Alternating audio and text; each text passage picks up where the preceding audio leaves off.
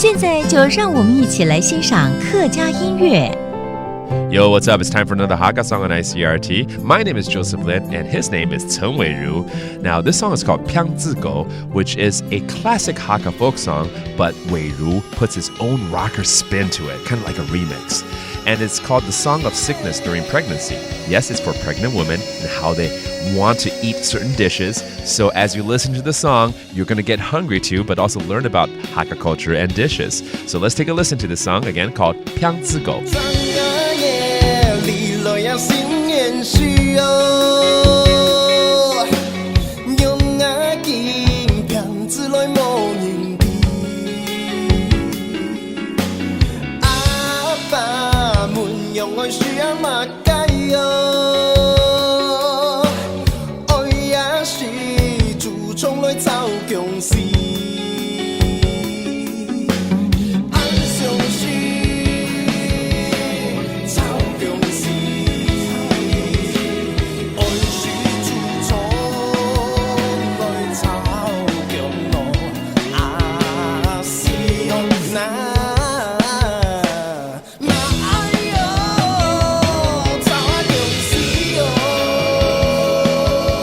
江之狗病子歌呢是一首传统的客家山歌哦，不过陈伟如用摇滚的方式来带出，里面描述家人问孕妇到底想吃什么的歌曲哦，所以会提到一些客家美食，比如说猪肠炒姜丝啦，还有果子煎鸭蛋啊等等，是不是越听越饿了呢？好，我们继续收听。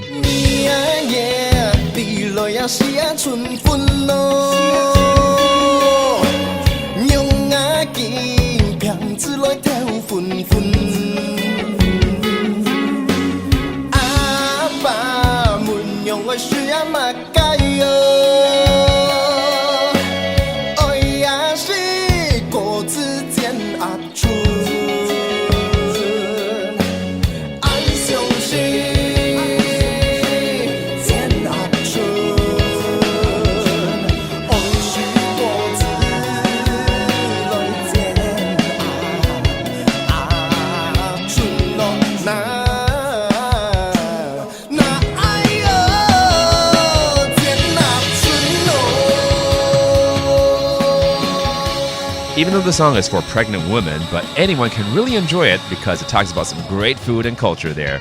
Again, it's called Piang Zi Go, 病子歌, brought to you by Chen Weiru. I'm Joseph Lin. See you next time. 客家风情由客家委员会监制。 We Love Hakka has been brought to you by the Hakka Affairs Council.